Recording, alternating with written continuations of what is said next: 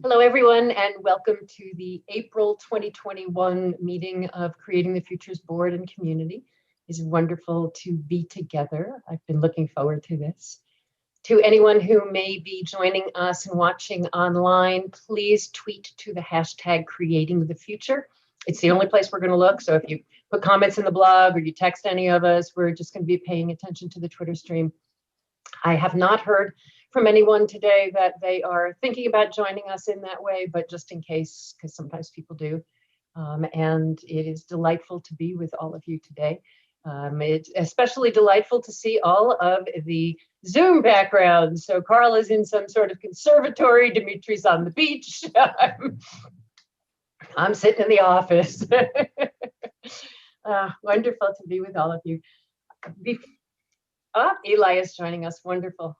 Good to see you, Eli. I'm glad you're here. Thanks.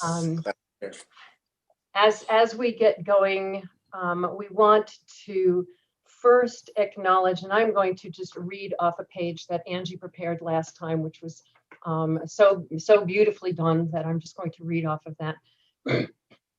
We want to acknowledge the Indigenous peoples of all the lands that we are on today. While we meet today on a virtual platform, let's take a moment to acknowledge the importance of the land which we each call home. We do this to reaffirm our commitment and responsibility in improving relationships between nations and to improving our own understanding of local Indigenous peoples and their cultures. Let's take a moment of reflection to acknowledge the harms and mistakes of the past and to consider how we are and can each, in our own way, try to move forward in a spirit of reconciliation and collaboration. And so if each of us will, as you're introducing yourself, acknowledge the lands that you are on, and if we can all introduce ourselves, tell us where you are, acknowledge the land you are on, and share something that has been awesome, powerful, meaningful in your life since we last got together. And whoever wants to start.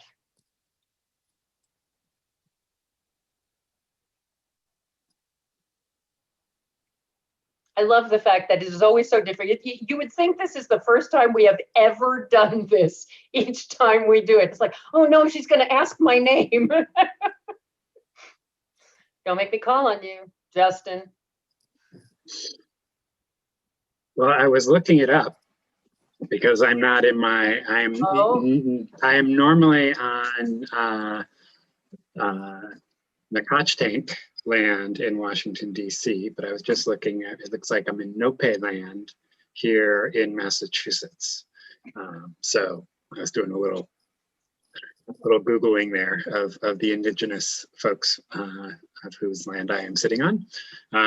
My awesome is I am sitting on Martha's Vineyard off the coast of Massachusetts in the United States, and I am awaiting my father, who I just heard got off the ferry in his car and should be arriving here in about 30 minutes. So if I have to pop off for just a couple of moments and pop back on, that's where I went.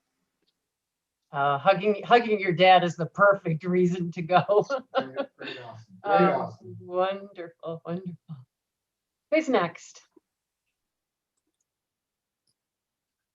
Shall I go next? Sure, Carl, go ahead. Everyone, I'm Carl. I'm Creating the Future's European outpost. My background, I believe, is Seattle, for those of you that recognize it. I'm just outside London in a place called St. Albans. As I think I probably said it last time, my nation are some of the original sort of colonists and invaders, so I'm afraid we are on our own land. Though St. Albans was where I live was actually occupied by the Romans and was the third largest Roman city. Awesome. Well, I think some of you know, after 23 years of working in the same place, I've recently now changed, and I'm just starting up in the freelance world and trying to sort of think about sort of what next. And it's just been really good having lots of conversations with people about possibilities, I guess. So that's been quite awesome, actually. Wonderful, wonderful, wonderful. It's good to see you. Good to have you here. Dimitri, you had said you want to go next. Yes. I'll share my.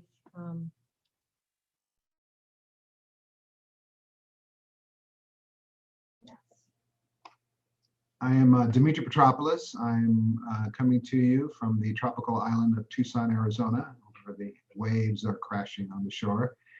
Traditional homeland of most recently the Tohono O'odham people. But this area of the Southwest was by many different peoples called Hohokam. I don't know that that was their name, but what we've assigned to the many peoples that traveled and lived in this area. Though the Tohono O'odham have lived here for probably around 4,000 years, so that's a long time. My awesome is that in spite of the drought that we continue to be in, nature is moving forward. So there's trees that are blooming, and the blossoms smell awesome. I ride my bike, and when I go down a street that has citrus, you just get this overwhelming aroma of citrus as you're riding. So that is my awesome is nature today. That is awesome. Eli or Angie, anybody want to go next? Go ahead, Eli. Thank you, Hildy.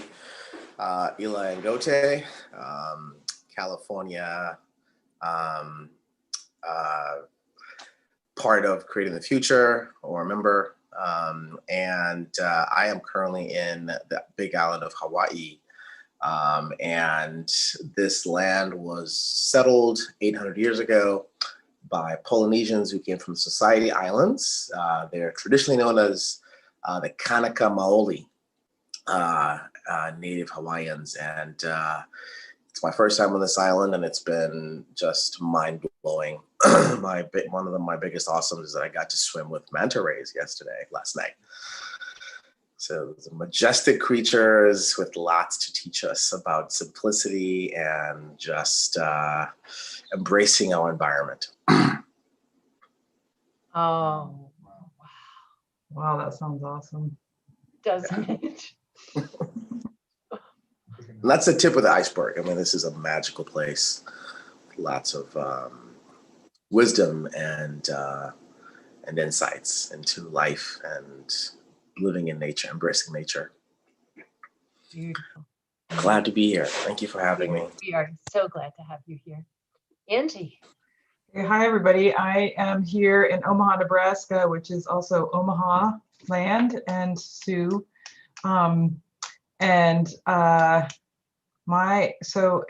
It's sunny out today, so I guess my awesome is spring. Yay!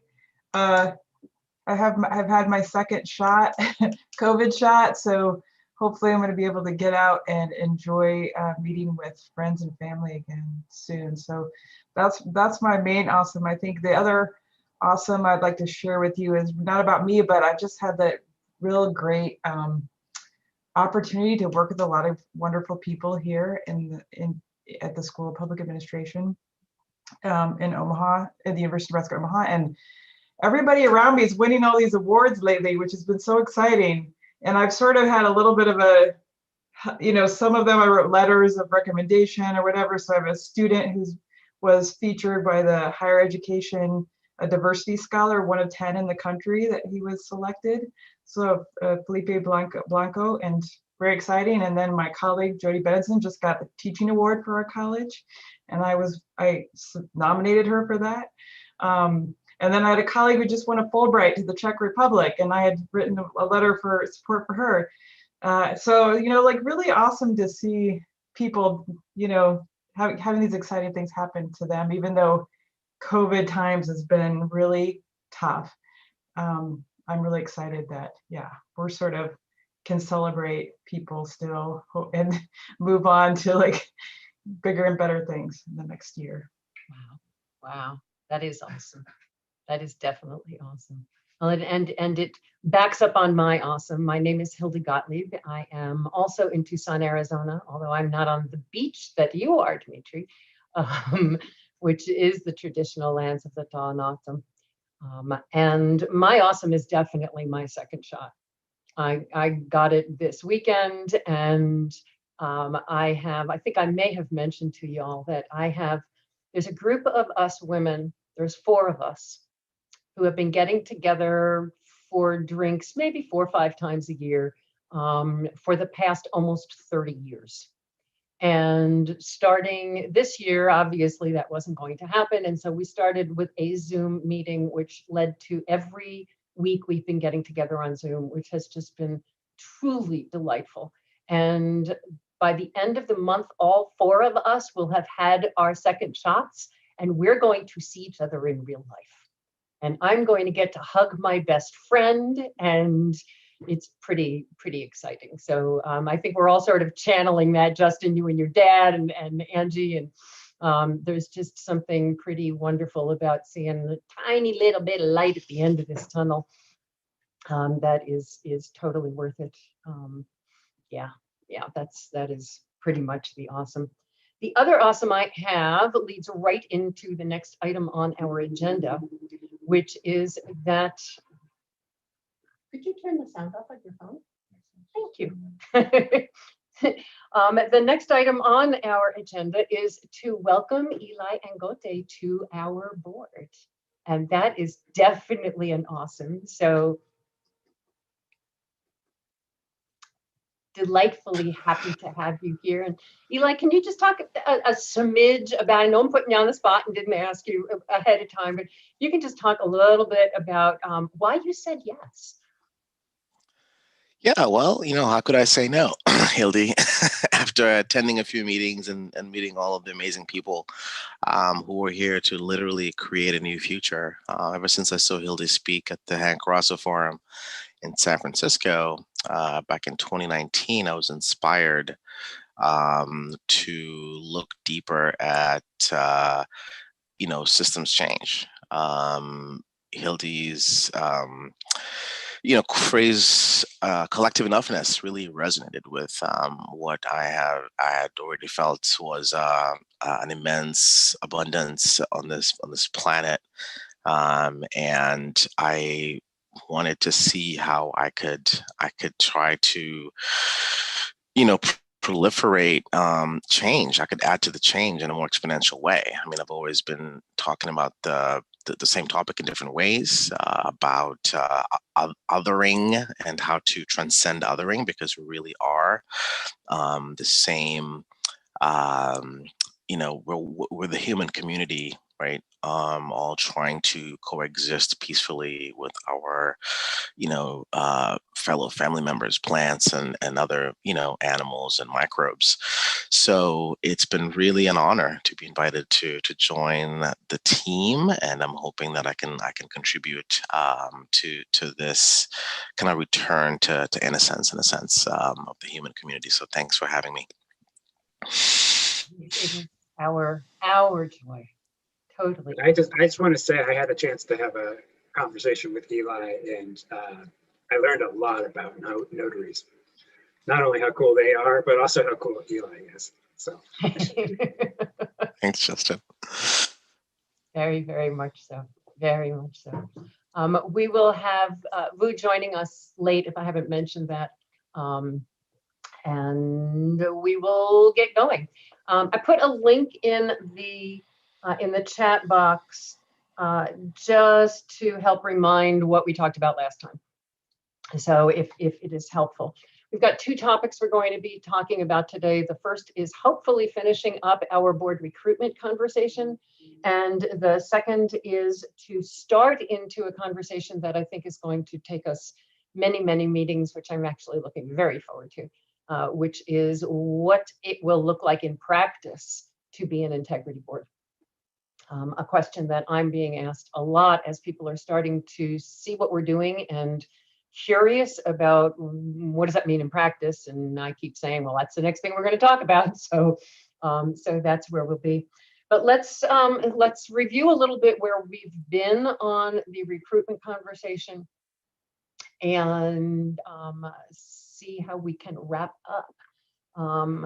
We used catalytic thinking to step into recruitment. We asked who will be affected by our recruitment process. And what's interesting is we came up with, oh, I'm not going to count, but I'm going to say 12, 15 different people and or entities that would be affected by our recruitment process, which is always interesting because we either think frequently in recruitment, we think about what is it going to be for the board? Who do we want for the board? What is that going to look like for the board? Maybe what does that look like for the organization? Rarely, what does that look like for the potential board member? And rarely beyond. So we talked about who would be affected by our board recruitment process. We talked about what being on the board makes possible for somebody joining the board, and we talked about what that makes possible for creating the future. We talked about the kinds of experiences we want people to have on the board, and importantly, in the recruitment process itself. And then we dove into, and that's the thing that I put into the chat, we dove into the conditions for success. What would people joining the board need to know in order for our outcomes to be realized? What would they need to feel? What would they need to be assured of? And very specifically, focused last time on the question of what BIPOC folks would need to know and feel and be assured of to join our board. And we started to step into action steps. And in terms of the action steps, we acknowledged that so frequently in doing board recruitment the standard way, we look for qualifications. We look for, you know, somebody who's a this and somebody who's a that, somebody who's a lawyer, somebody who's connected, somebody. And what we don't realize is that those qualifications are just indicators of the qualities that we want in people. And so we talked instead about the qualities that we want, and that's at the bottom of that post that I put in the chat is the qualities we wanted to make sure everybody had, the qualities that it would be nice if at least some people had, and the qualities we never want to see in a million years. And so I thought that we might start, if you all want to take a look at that, and I can read it for folks who are only listening today. I'd like to see what we can add to, if there is anything that we might add to either the qualities we are definitely looking for that everybody's got to have, the qualities that it would be nice if some people had, and the qualities that we never, ever, ever want to see. And Eli, could you just confirm for me, when you go to the chat, do you see that there? Because I know sometimes people, if they join after, you see it. Okay. Because I know good. In Zoom, I know sometimes if you join after something's been added to the chat, you don't see it. So I wanted to just make sure. But we said every board member must have passion for the mission of systems change, time for attending meetings once a month for 2 hours on the second Monday of the month, although that second Monday is not in stone and we can change it if that makes sense. A spirit of exploration versus dogmatically, this is how we do things. A strong social justice focus, a team player, a willingness to explore each of our own personal integrity and the alignment of our own walk and talk, and commitment to the values that guide our work. We said it would be nice to have people who are already working to disrupt systems, but that not everybody has to be in that place. And one of the two never in a million years things that we came up with are people who want things to stay as they are. And that sort of links to the other ones, which was know-it-alls, people giving all kinds of advice, which is the way it frequently is. So keeping the things the way they are, that's frequently, but that's not how you do it. So is there anything else that you all might put into any of those categories?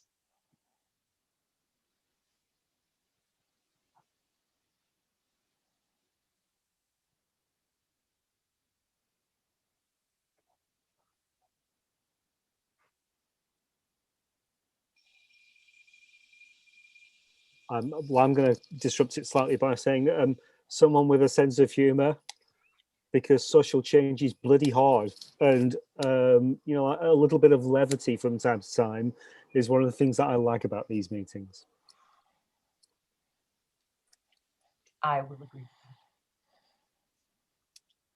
Must have, Yes. must have. Absolutely.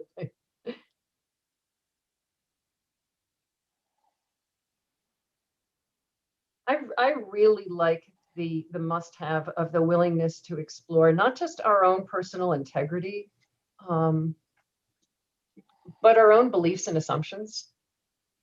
There's something really powerful in, and I think we've all experienced it in these meetings over time, of our own ahas, our own, you know, we talk about that in the reflections at the end of the meeting all the time. You know, what stood out to you? And it's like, I never thought of, or I always believed that. And there's something there about questioning our own assumptions. Is there somebody that would like to take notes today? I forgot to ask that at the beginning. Sorry, I should have offered to do that. I'm happy to do that if that's useful, if the last lot of notes were any good. They were awesome, and stop apologizing. Cool.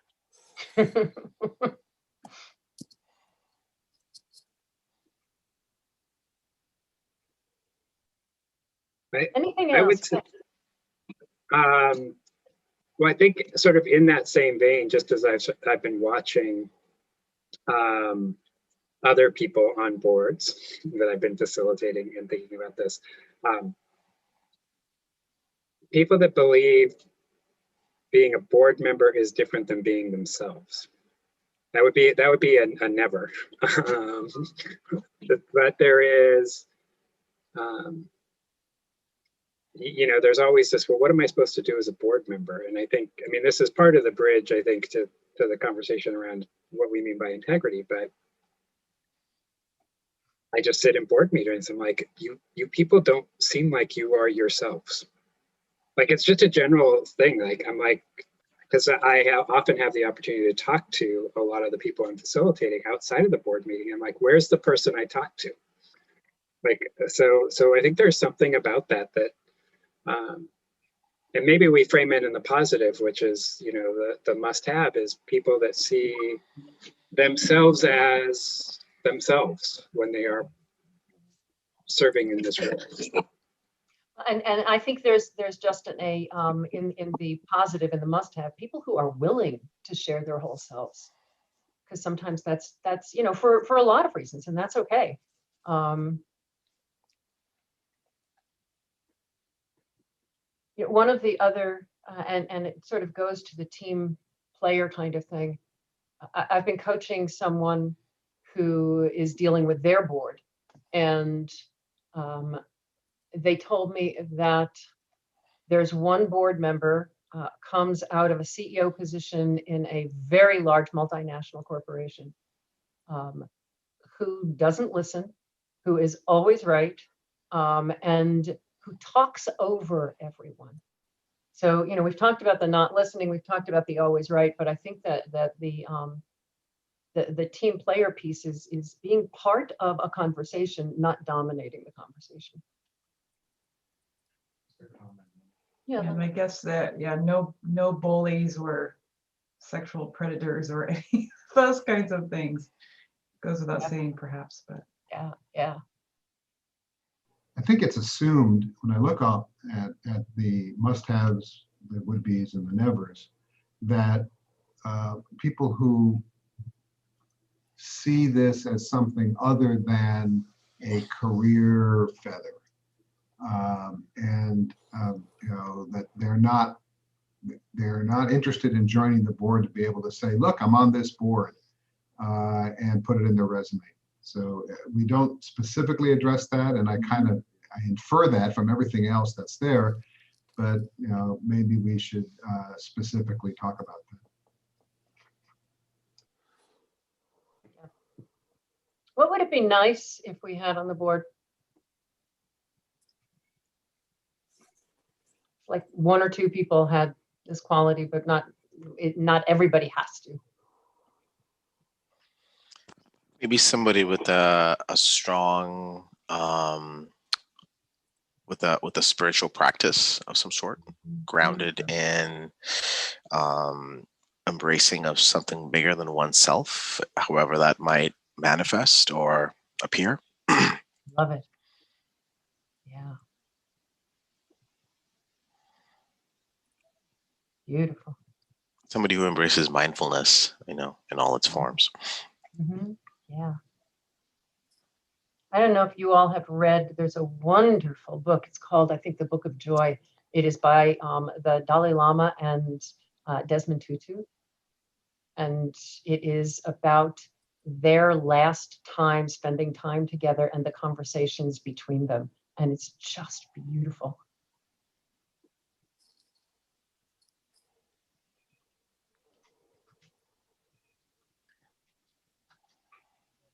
Do you all feel? One of Yeah, the things that one of the people that I really like when she joins the board is Jane Gotham, and what Jane brings to it is a real sort of wisdom and a steadiness, and I think if we're going to have more people who are possibly disruptive and thinking out the box, Jane just brings a sort of a calmness to it that I really like.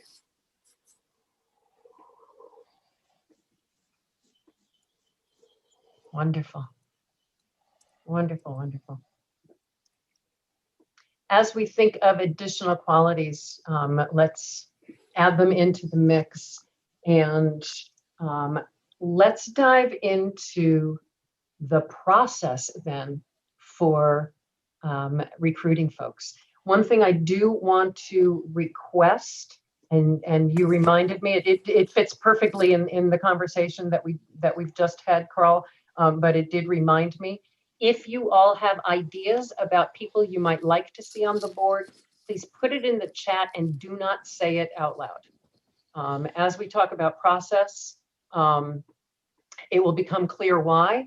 But if there's someone, and like I said, yours fit perfectly, Carl, in what we were talking about, but you reminded me.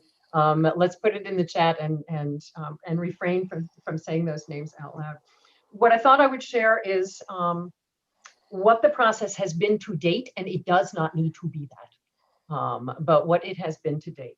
And that has been very simple. We all know that we have all been encouraged to invite folks to join board meetings who we've been having a conversation with, they've been interested, they've been curious. I'll give you an example. I had a delightful conversation this past month. There we go. I had a delightful conversation this past month with 2 women who are consultants who are working with a group that wants to blow up their governance and they don't know what they want to build. And after an hour-long conversation with them, it made perfect sense to invite them. Would you like to come to a board meeting? They couldn't make it this time, but they would certainly like to be at next time. So we have all been sort of inviting people as we go. I know I've been inviting more than most, but that comes with the role. What has been the process to date then is we have invited people who are basically interested in our work. I think it's actually how each of you became board members. Initially, you were just interested in what we were doing, and it wasn't to recruit, it was just to see and feel what we're doing, to take that out into the world or to attend the meeting for whatever reason. And then after a while, seeing if that's somebody that we wanted to invite to the board. And it felt very emergent, felt very natural, and has just been in a way, the thing that I noticed early on in board recruitment, and my first book was on board recruitment. And the thing that I noticed that made no sense to me whatsoever was that, and this was 20 years ago, that the way most boards recruit board members is they come up with a bunch of names. They tend to all fit in the wouldn't it be nice category, like would they have money, would they volunteer, would they whatever, and then they invite them to the board. And then their first board meeting is the first time they've ever been in the room. And that never made any sense to me. It was like, how does this person know if there's a fit? How does this person know if they want to be? How does this person know if they like anybody? Now you're on the board and it's too late to say no, and then you're stuck. And so what we've done over time is just folks who are interested in our work, come play. And if you really want to keep coming back, you tell us. And if the board keeps wanting you to come back, and I loved Vu's response when we were talking, Eli, about adding you to the board, which was everyone said, yes, yes, yes. And Vu said, I thought he was already on the board. That natural feeling is just so lovely when we have all sort of gotten to know each other already, and then we get to invite folks. We don't have to keep doing it that way. We can keep doing it that way. We can do it however we want to. I guess one of the things that I would ask you all is, both in watching boards you've been on or been part of or consulted to or whatever, and as a board member who has been recruited to a board, what has your experience been in recruitment that has been really good? What have you seen and experienced? Like I said, whether you're on a board recruiting people or you've been recruited to the board, what did good feel like? What recruitment processes have you seen that you went, yeah, this is really awesome?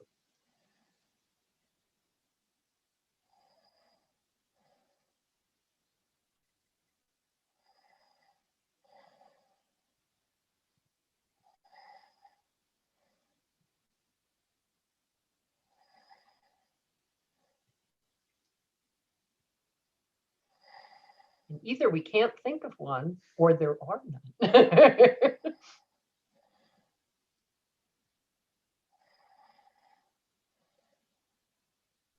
Well, maybe I'll start with Carl. You sent an example of an onboarding process earlier on, was it Trello? That looked pretty cool. But I guess I've been part of boards where we do a formal orientation, like a whole day long thing.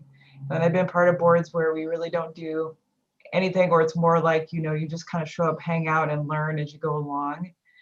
I'm not sure the formal orientation ultimately helped that much, because there's just like this pouring on of information, but until you're actually doing it, right? It's, so I do like the way that the approach that we've taken so far of like having people come and kind of be part of the discussion and learning, and then, it makes a lot of sense to me.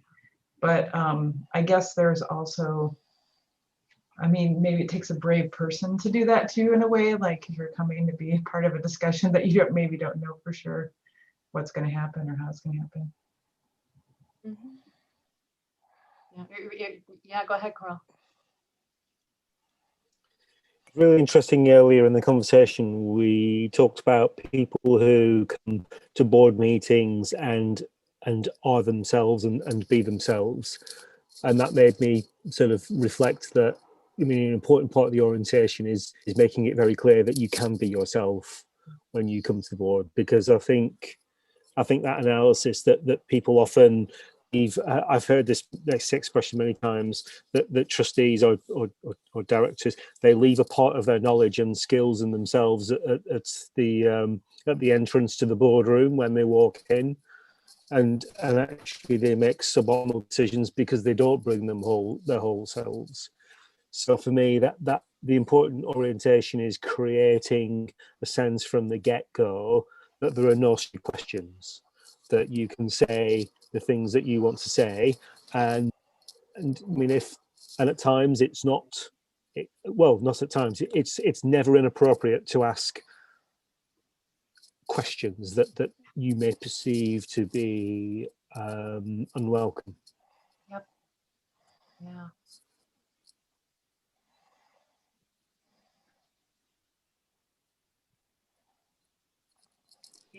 The onboarding process that I've seen that I've really liked, and I'm noticing that we've gone to the onboarding and the orientation and skipped over the recruitment. So maybe there is no recruitment process that we've liked.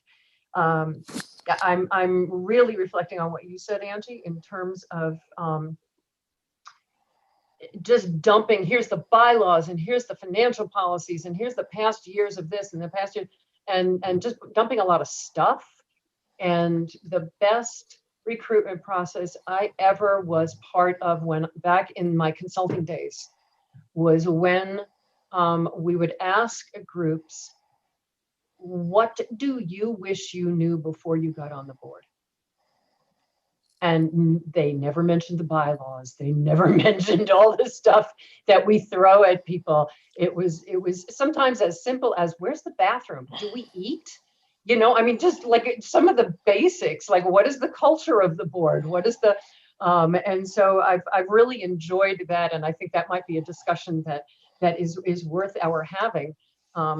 Does it feel like to you that the process that we have used so far is a process that we want to use for recruiting board members? Invite people just to be part of a conversation, not with any expectation that they are going to be on the board, and get to know them and invite people as we feel comfortable doing so. Is that something you'd like to continue? Do you have ideas about a different way of doing it?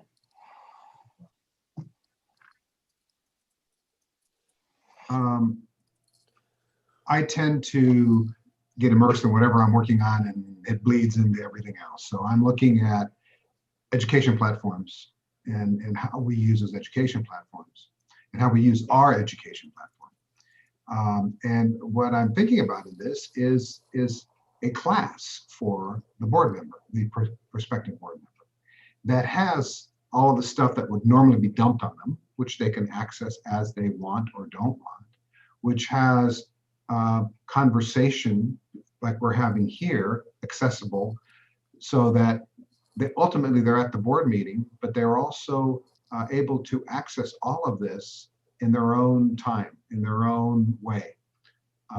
And so this is not a fully formed thought at this point. It's just, you know, I'm envisioning a way of communicating with potential board members and board members who come online that fills in some of the blanks. I mean, we're addressing a lot of the emotional stuff, which is, you know, you're welcome, you're valuable, whatever, you know, whoever you are, we want you to be welcome and feel at home.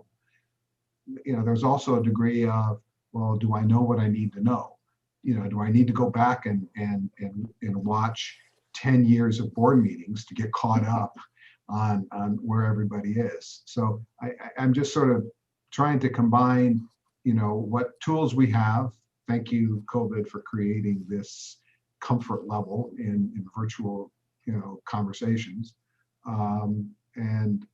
What would that mean in terms of how we onboard people in a way that we handle the emotional part, and yet they can access anything else that they need. And so maybe it's access to classes, maybe I'm not really sure, but I'm sort of thinking about it from how do we do that in that way.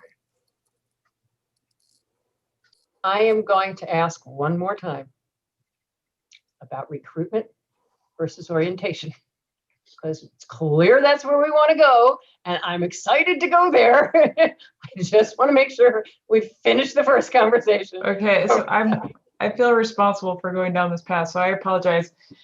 So I mean, I'd like to say, first of all, that we had some discussion last meeting about, you know, sort of recruiting or thinking about our, you know, diversity and recruiting in that way. So I want to make sure we don't kind of lose sight of that. And the other thing that I wanted to add was, I think that the process we use for onboarding is a good one. I think I find it sometimes hard, like how do we invite people to the discussion is what we're talking about, I think. So the recruitment is getting people to come to be part of the discussion, especially reaching out to people that maybe we, you know, being thoughtful about who that is and reaching out to them and inviting them. So the invitation process is what needs to, maybe we need to talk about further, and what we would need to have to do that. I know we, in the past, when, you know, you've encouraged us to do that, it's sometimes difficult to know what to say and how to frame that. So maybe we can have some discussion on that. I think it's awesome. I think that's awesome. Yeah. Yeah, I tend to forget that the stuff that feels very natural for me can sometimes feel daunting for other people. And so I apologize for that. And yeah, I think there's some very simple things that we can that we can do. What's been interesting for me is, and I guess part of this is each of us seeing ourselves as ambassadors for creating the future, is the degree to which we talk about creating the future in our real lives. And I think that's really the prerequisite to inviting somebody is having the conversation about what creating the future is doing. Even if it's not, hi, I'd like to talk to you about creating the future, but bringing it up in conversations that we're already having. And if people are intrigued, it's real easy to say, we're having a board meeting if it's interesting. So it really is that first step, which is each of us seeing ourselves as ambassadors for creating the future in a way that's not pushy, that's not, selling something, that really is just, it's front of mind when we're talking about stuff. And each of us is always talking about stuff like this in our day-to-days. I also wanted to riff for just a second on what you were saying about making it clear that we can be ourselves. And others have mentioned this as well. What people tend to, in most boards, at least most boards I've encountered, bring into the boardroom is their position rather than their person. And so, I've been recruited because I am the XYZ of XYZ company, and therefore I am showing up representing my company, and therefore you must want my business knowledge, and so that's what I'm going to spew all the time. And so I think that there's a big piece, and hopefully we make that clear in the conversations that we have. But it occurred to me when you were talking, Carl, that this really is about not bringing that position into the room, bringing the person into the room.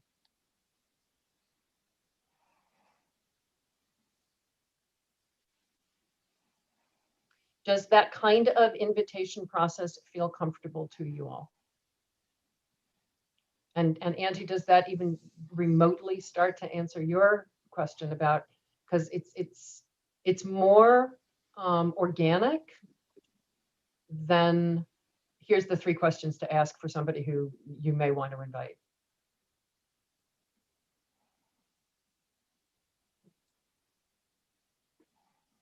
Oh, sorry, I couldn't unmute myself. I'm wondering, maybe this is going back to some of our earlier discussions about, before we'd had discussion about like, why would someone want to be on the board, etc. Maybe we even need to start smaller, like why would anybody want to come here and have a conversation for 2 hours on a, Monday?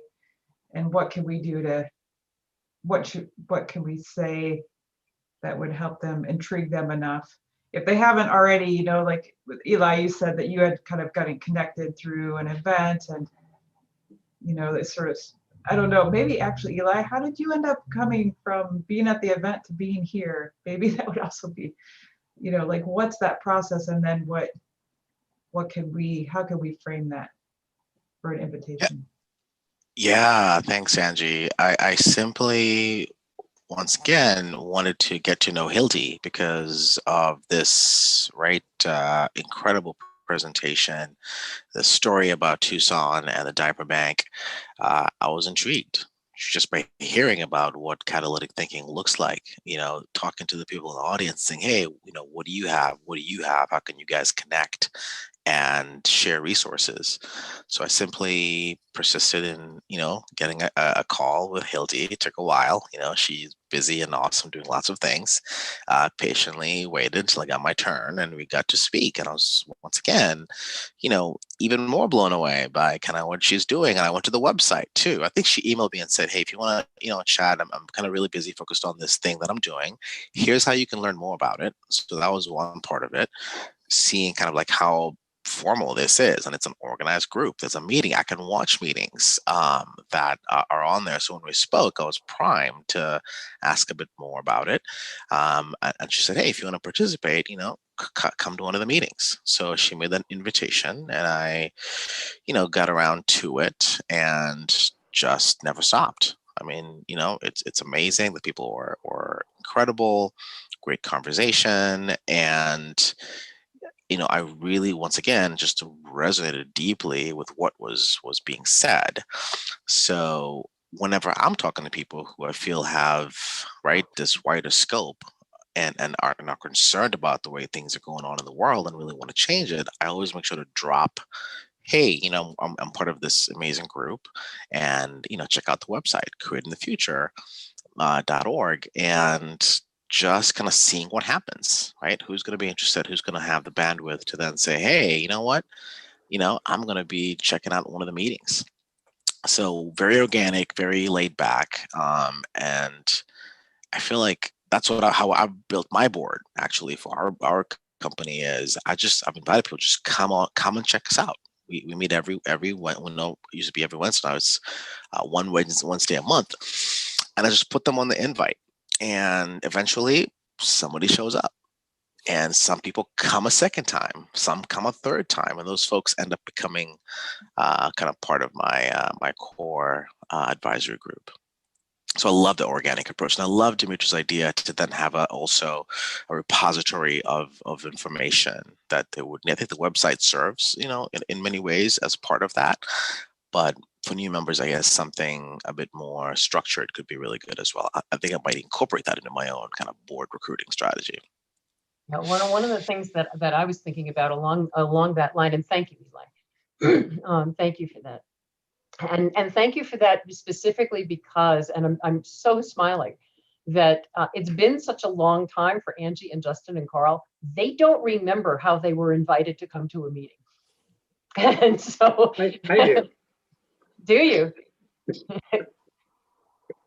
You want to tell us? Well, I had participated in the immersion course, and you invited me to, or I think you just said, I think you opened up actually the board meeting to everyone who had graduated from that session, and I came in, and then I think you followed up and said, people like you, could you stay? Yeah. And what I mean, to paraphrase what that was, but I do think, I mean, if I could just put something in, Eli, I actually really appreciate you sharing that, because, Hilda, you're talking about orientation versus recruitment. And I think what this is demonstrating is it should be one and the same. People, when they are being recruited, they should be orienting themselves to it. And I think that's one of the beauties of this process, where we basically say, look, you can go see any meeting in the past, and people who are, highly motivated like Eli will go and watch them. Other people will go, well, that's nice, glad it's there. But I think this invitation of you can just be a participant in a conversation, it also orients people very quickly to what we are, because to Angie's point, it's kind of hard to describe, like, well, what is this? And I actually think it's part of, as we're talking about, the integrity board versus the minimal viable compliance piece of the board. I had mentioned a couple meetings ago, I had sort of reframed it as, this is an integrity body, because we are sort of stripping away some of the weight of boardiness. And so I think because so much of what people were describing, and even Dimitri, what you were describing about sort of this, onslaught of stuff, well, that's because we're asking them to make decisions about the organization. That's why we feel like they have to know everything about the organization. You don't have to know anything about creating the future to participate in these. You do have to understand catalytic thinking, or be open to sort of making sense of it as we're going through. But I think that the the fact that we are not putting that weight on people, that you have to decide the decisions, the strategic decisions of the organization, removes a tremendous amount of what orientation is all about. Because really the orientation is about covering butts, saying you're supposed to be informed to make decisions about the budget, about the staffing, about the policy, about the and we've removed all of that. We've said that's not what this is about. This is about making sure those questions are being engaged in, that there's a process that again brings integrity to it. But we don't actually bear the weight, which may also mean we don't bear some of the legal. I mean, that's part of the languaging too, is to think about that way. So there is, to me, I feel like, I mean, I'm sure that for Eli, there is still some learning and getting more comfortable, but as I think about, I mean, the question I ask is, do you feel well oriented, having been recruited the way that you were recruited? So That's a good question. And I do. I want to say that I do, just by showing up consistently. Once again, because I really believe in the mission, it's been easy to get to kind of what's underneath this, right? What's the ethos, sort of the values, back to values again, right? So critical. Those are harder to train or to learn because it's part of who you are, which is what Carla said. Bring who you are to the board, which I think is definitely just what makes it so different and so special and unique. And one of the things that I've been thinking about, and you mentioned, Dimitri, having sort of a quote unquote class. I've actually been thinking about, because I wanted to send you some stuff, Eli. So I made a note that says, send Eli some stuff on catalytic thinking and et cetera. And then, pardon me. Sorry, allergies here are just off the charts. What occurred to me is that what we need is not orientation, quote, for new board members, but we need orientation for anybody that's going to be joining our meetings. And so what had occurred to me is having a single blog post that says, if you're going to be attending our meetings, here's stuff to know. And I think there's some of that already in the open meetings tab at our site, and I just don't remember. But just, here's some stuff on catalytic thinking. Here's where you'll find our values. Here's how we be with each other, and et cetera. Because we are open and invite anyone to join in whatever way. And we're also, and this gets to the question, Angie, of inviting people. It's not just being in the room. We can invite people to watch and tweet. We can invite people to watch and comment later. So there's a lot of different ways that people can engage. If, for example, and you mentioned, Angie, having the courage to, am I stepping into a meeting that I'm not going to be familiar with, and et cetera, to be able to say, you can watch it.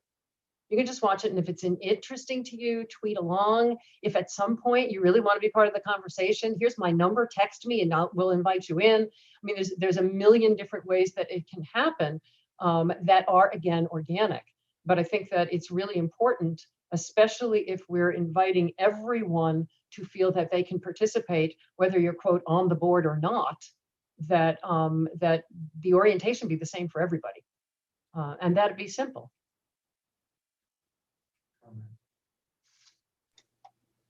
Justin, what you said really just flips the way I'm feeling about this, the way I'm thinking about this, which you often do. So, good job. That, I think about years and years of being on, working with boards, where someone would be asked to be on a board and they say, well, why do you want me? I'm just the whatever. I don't have a position, I don't have money, I don't have anything. And if they're on the board, if we're asking them to participate for their values, which is really what integrity is talking about, that opens the door to virtually anybody could be on the board.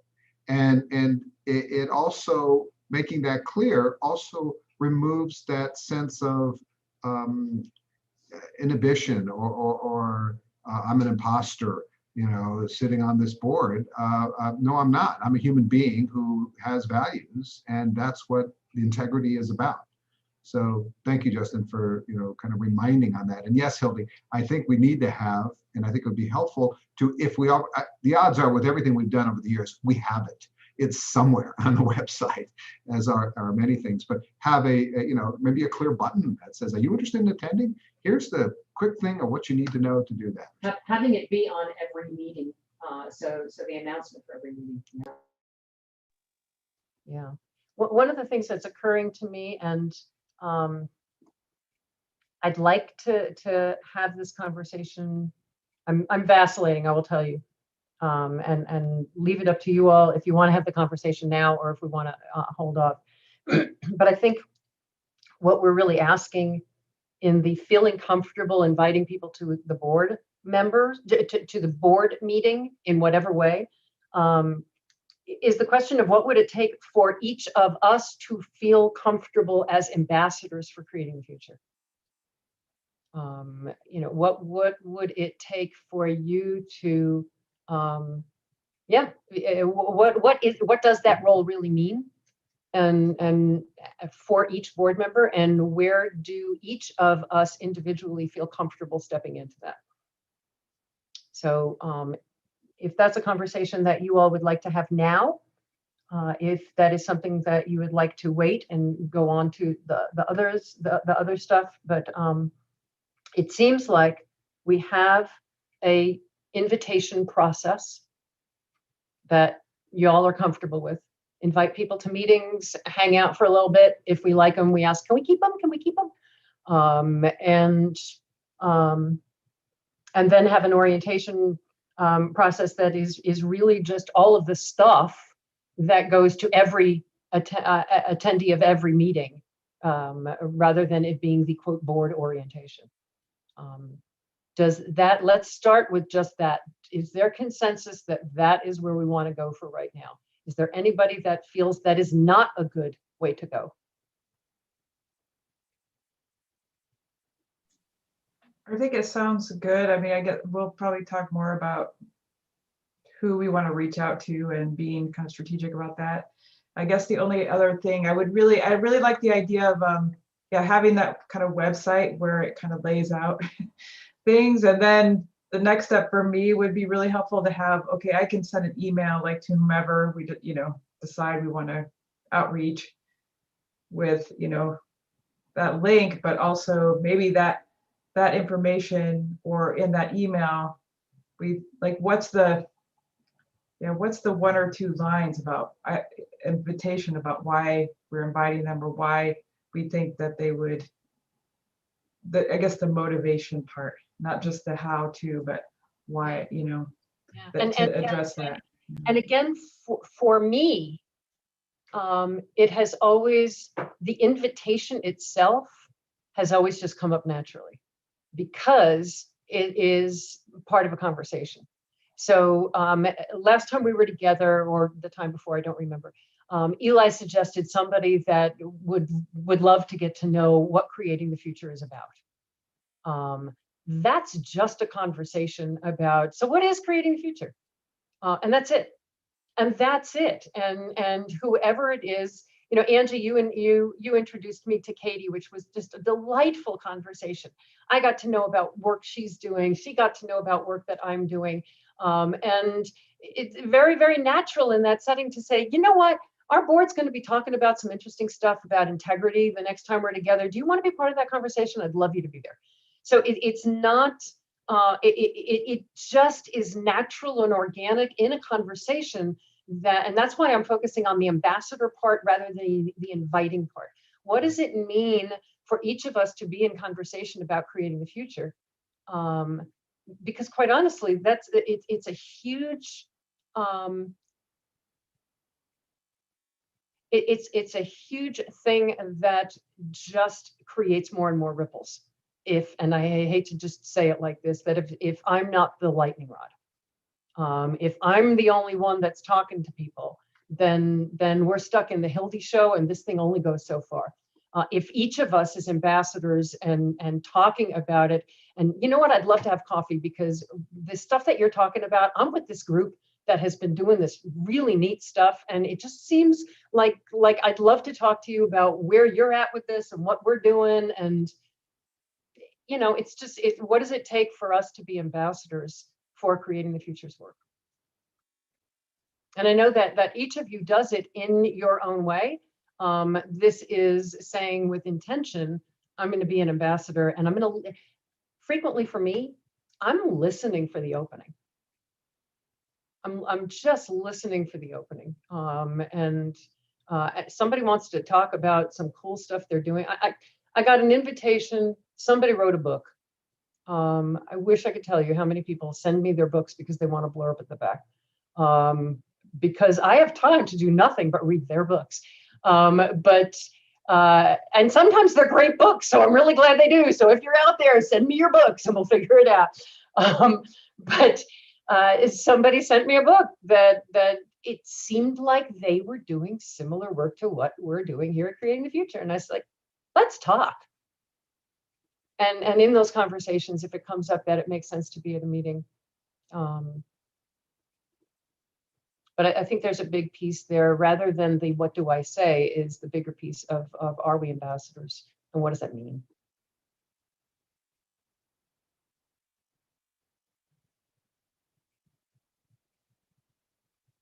So if you all want to have that conversation right now, we can dive into the integrity piece. I leave that to you, but it seems like we have a recruitment and a orientation process.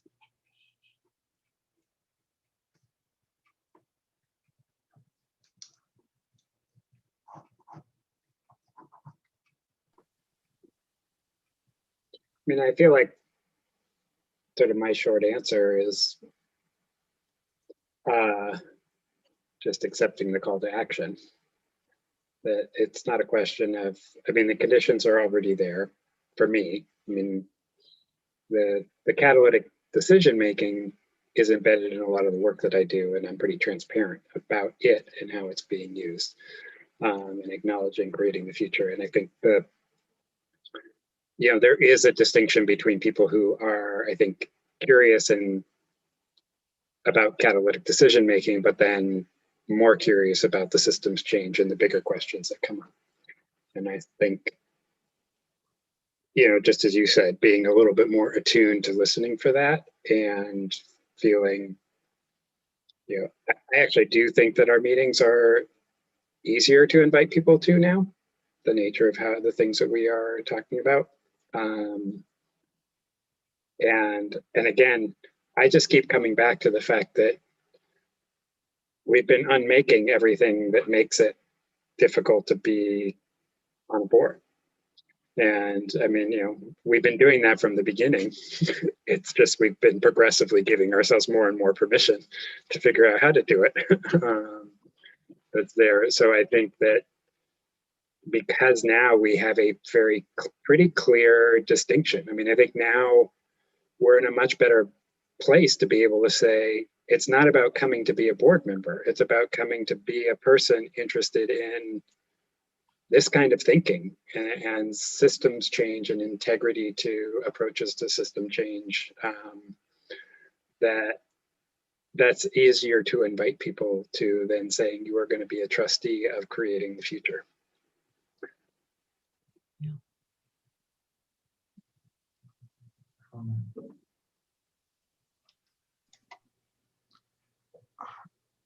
In all of this, what keeps coming to mind is what words mean to people. And, come to this conversation is real different than, we're having a board meeting and, you want to attend our board meeting. You want to, be part of it. And even though you can explain what that means, the word board meeting, instantly means something to everyone. And obviously to this select wonderful group, it means something different as far as this board is concerned. But overall, so I don't have an answer. I'm not sure if there is an answer to that, but it is something that I think about that can be an obstacle, an unnecessary obstacle to people who might really want to participate in this once they taste it. But that might be the initial block, is board meeting. I don't know if I want to do that. No, I'm resonating. I'm thinking back several months ago. Vu told this wonderful parable about kids who were told to draw a fish. And just I repeat that story a million times. And it was about the word board. And for those who may be watching and haven't heard the story, group of kindergartners was split in half. One half of the room was told to draw fish. That's it, just draw fish. And they drew all kinds of fish. And the other half of the room was told to draw fish. And here's an example of what a fish might look like. And all those kids drew that fish. And so when we say board, I love, Dimitri, the difference between be part of the conversation versus be part of our board meeting. Would you like to come to our board meeting is very different than would you like to be part of, would you like to come to this conversation? And because we know ahead of time what we're going to be talking about, we're going to be talking about recruitment, and we're going to be talking about it using catalytic thinking. And it just, it sounds like it might be, you, Mary, who I was talking to, you said that you're tired of the same old systems and they just don't work. We're going to be talking about just blowing up recruitment. Do you want to be part of that conversation? It's a very different thing than would you come to our board meeting? Yeah. So I really appreciate that. Yeah. Eli, you talked about your board of trustees, I think, or how you referred to them, which no, advisors, I think is what you said. Your council of advisors. That sounds very different than a board. It may not be, but just in terms of, one, it honors the people in a very different way without putting responsibility on them. Because boards, and this is what when you were referring to, Justin, is what's the liability of being a board member for an organization versus what's the liability of being an advisor to this effort that I really believe in. It may be the same, but my impression is it's different. And I think that's, again, words, very powerful. That's great.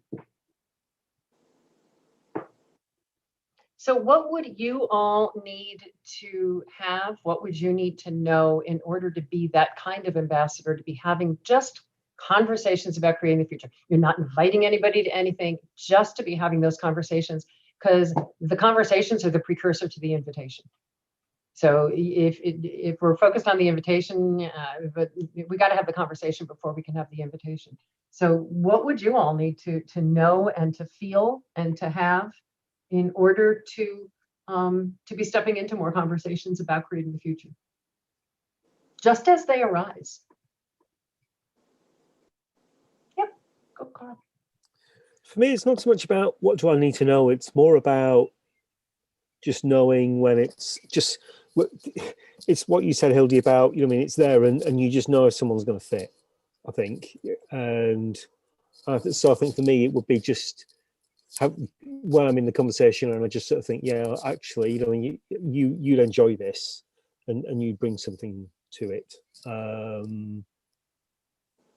So I'm quite relaxed about what I would say, and I've really enjoyed this bit of the conversation where we've actually said, don't invite people to join the board, invite people to come and join the conversation. I mean, it almost reminds me a bit of and I'm sorry, I can't quite remember sort of the language, but I've seen fundraising stuff that says don't ask people to give, invite them to come and solve the problem type stuff. Same sort of thing. Yeah. So I think I'm okay with what's next. It is really interesting to me. Each of you, and I know this for a fact, has brought up creating the future in all kinds of conversations.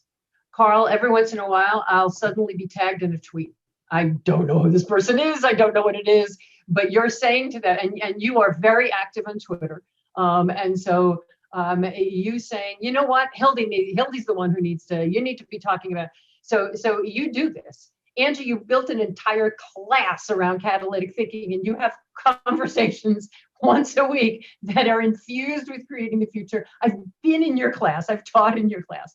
Justin, you're teaching this stuff all the time. Eli, you're talking about our stuff and introducing us all the time. So I love the fact that we're talking about a reticence to do something that y'all are already doing. I just wanted to point that out.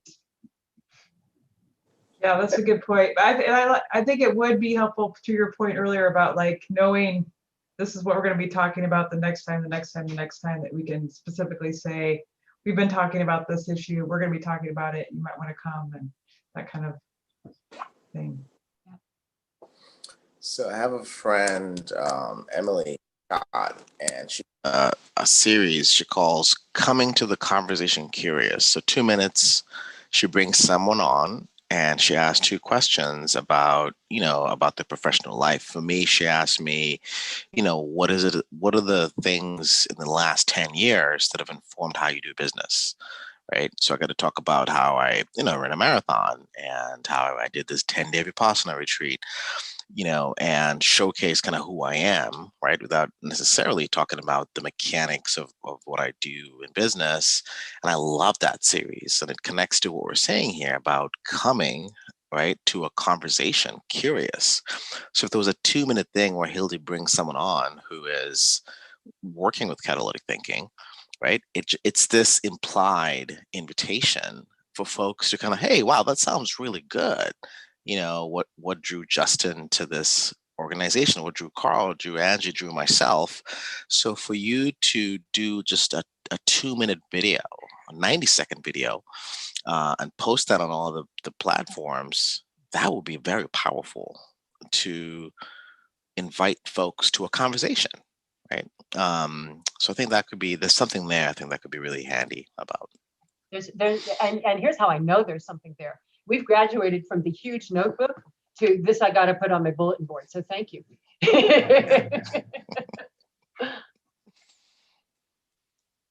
She would be a great person as well to invite to the conversation. I'm going to put her LinkedIn in the chat.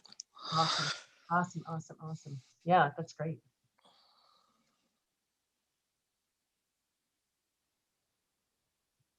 Do you all feel like are we done with the conversation? Are we feeling comfortable with it? Are each of you feeling like we've accomplished what we need to? We've got a recruitment process. We've got an orientation process, which starts the minute people start showing up, which is pretty awesome. We have a sense of what it would take to be ambassadors. And we have a voulée. Hi, Vu. Hey, Vu. He's still getting set up. Oh, hey, everyone. So sorry. Hello, that's okay. We're happy to That's see you. okay. Vu, long as the park was fun with your kids, all is good. Yeah, sorry about that. We had a nurse practitioner student, so then her work had to be verified by an actual nurse practitioner. So it took like 2 hours when it was supposed to have taken 45 minutes. Oh well. So your timing is perfect. We just finished everything and done. Are you serious? This is great. I should be out. The world has been changed. There's no more poverty. There's no more racism. We're done. Go have a beer. Coincidence? I don't think so. Yeah. Dang. We basically wrapped up the conversation about recruitment and orientation. And would one of you share with Vu what we came to regarding recruitment and orientation? Yeah, Vu, we've decided you're going to take lead and you're going to do it for us. Thank you, Carl. I appreciate that. Oh, my kids need another checkup. I'll see you later. I think how I would describe it is that we talked about how some of the best recruitment actually sort of very much merges into and is orientation. they're one and the same thing. And we also talked about the fact that we don't want to invite people to become board members. We want to invite them to come and join the conversation. And then organically, if they find that actually they've got a sense that they've been missing out if they didn't come again, we sort of, they hopefully come back and they're joining us because they want to join us, because it's an interesting conversation that they want to participate in, not because it's a trophy on their CV and because they've been press ganged or something like that. That's a great idea. That's how we snagged Eli. So I think And we snagged you too, baby. I've been snagging for 12 years. Excellent. Wonderful, wonderful, wonderful. We do have, 40 minutes left. And one of the things that we talked about, Vu, is what it would take for board members to feel comfortable to be ambassadors for Creating the Future, to talk about Creating the Future. And we talked about the fact that we're already doing that. Each of us is already doing that in our own way, bringing it up when it comes up in conversation, having conversations, and just being a little bit more intentional about introducing people to who we are and what we're doing.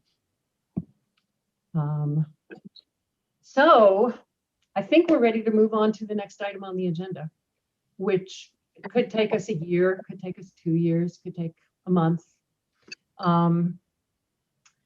We have made clear that the role of this board, on my piece of paper, is to ensure the integrity of the organization. And doing that really in 2 ways. One is making sure that we are walking the talk of our values, and the other is making sure we're compliant with any minimal regulations that we need to be compliant to. And so I guess there's probably 2 conversations to be had. One is, what do we want to do to fulfill the compliance role? And is that the role of, as several people have suggested over the past year we've been talking about this, is that something we want to do as a whole board? Is it something that 1 or 2 people want to just take on? We have a compliance committee, whatever makes sense there. Is it something that we want to take on, as organizations frequently do, with an audit committee, where the audit committee is not members of the board, that are just folks that are in charge of making sure that the audit is right? Is that what we want to do for compliance? Because it really is a more support role, even though it is what the board is legally accountable for. If the 990 is not filed, eventually they're going to come to the board and say, where's the 990? Is that something that we want to delegate to a small group who enjoy compliance? There are actually people who enjoy compliance.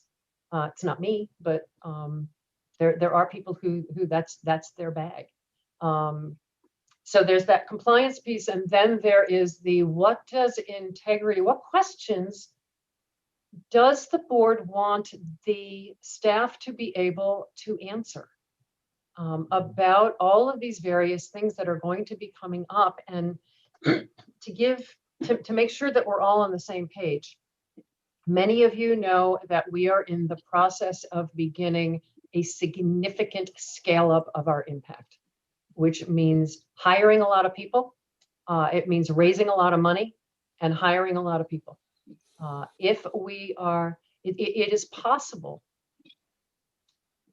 to do the kinds of proof of concept that we have done in the past with a small ragtag group of volunteers and people working on stipend wages. It's possible. And given our reluctance to step into funding arenas that we would really like to dismantle, we have sort of worked our way around with a like I said, a ragtag team working on stipend wages. You can't scale our impact globally if we do that. And so to scale our impact on a global basis, we're going to need a real team of folks that are working full time and compensated accordingly. And so that's going to be raising money. that's going to be hiring, that's going to be writing job descriptions, that's going to be coming up with compensation policies, and that's just for that. So as we're doing that, what questions are we going to be asking? Let's say we've got 10 people on staff. What questions are we going to want them to answer? We have a team of volunteers right now who runs our two teams of volunteers that run our two online communities. What questions do we want them to be able to answer? So we can pick a topic and say, when it comes to compensation, you know, when it comes to recruiting staff, et cetera, what questions will lead you all to feel that we're walking the talk with integrity? Or we can handle the compliance piece first, whichever y'all want to. I leave it to you.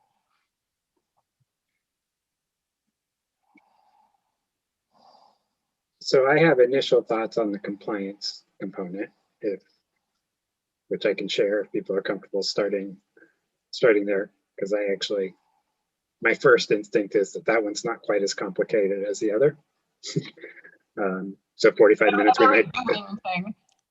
So 45 minutes we might get somewhere. To honor Carl, that at the end of the meeting, what do we have that's there? So if we think about sort of what we're trying to make possible in compliance, it basically, I interpret that as we need to make sure all the rules are followed. And, you know, this is one of the places where actually, you know, the Maryland Nonprofit Standards for Excellence, they have a legal compliance checklist. I mean, they recommend people create a spreadsheet that says, what are all the things you have to comply with? You know, your corporate filings, your blah, blah, blah, you know, it's using that list. And so from the integrity lens, the question would be, do we have that list that captures all of the to-dos? What are all the things that have to be done and maintained and kept up to date? And, you know, is there a staffing process in place to do, because most of that stuff is staff oriented. I mean, it's operational stuff. It's not governance stuff. I mean, almost all of it is operational stuff. So, you know, I would see that there is a small team, you know, again, if we're thinking about this compliance team, there's a group that sort of is, in essence, the stewards of that, basically saying, hey, is this updated? What's the current status on all of these to-dos? You know, are there concerns? Are there places where, you know, the risk is basically in not meeting the expectation or not meeting the commitment of those? So that's one piece that is very just pragmatic, practical, like just this is a logic game. Like, let's just put the logic pieces together. So that's I know is much more in sort of the regulatory legal compliance world, which is, you know, it's the quickest one to get us in trouble. It's logically the easiest one to avoid getting in trouble with if we just have a system. Yeah.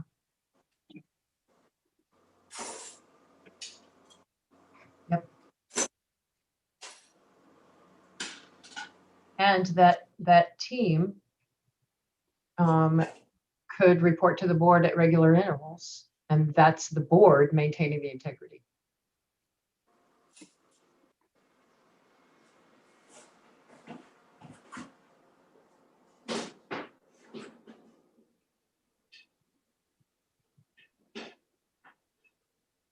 Other thoughts?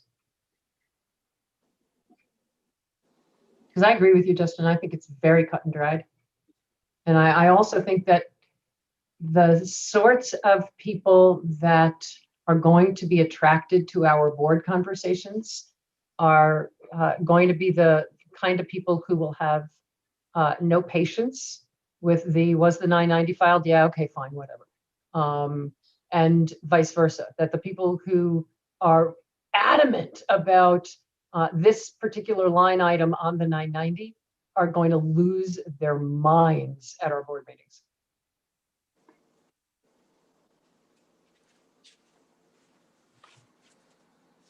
I mean, maybe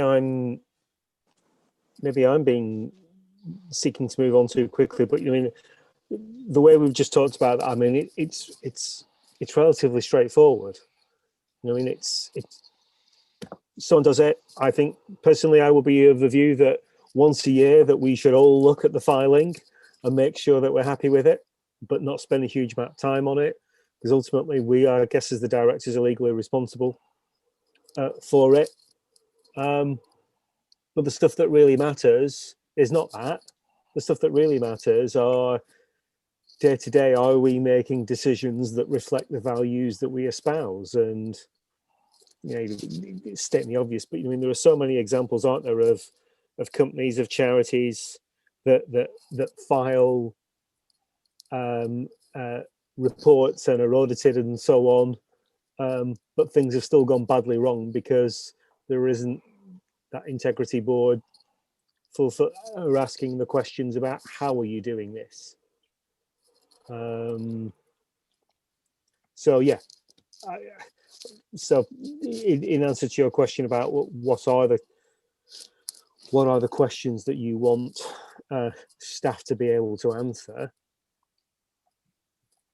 I think for me, there's almost sort of, there are two lots of questions, and I don't know if this is, I mean, it's almost like the formative and the summative evaluation type questions.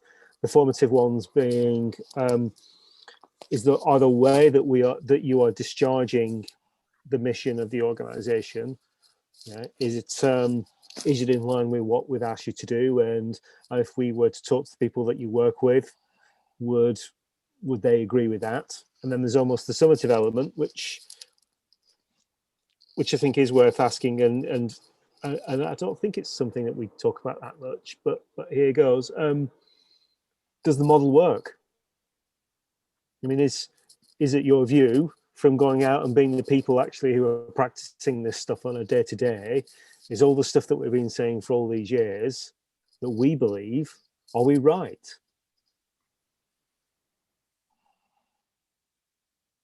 Of course we are.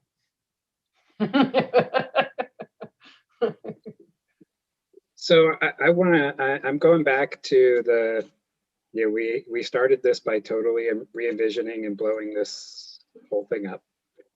And, you know, we said the idea of a minimal viable board. So the board that actually has the legal responsibility, we really were trying to strip that down and even out of this group.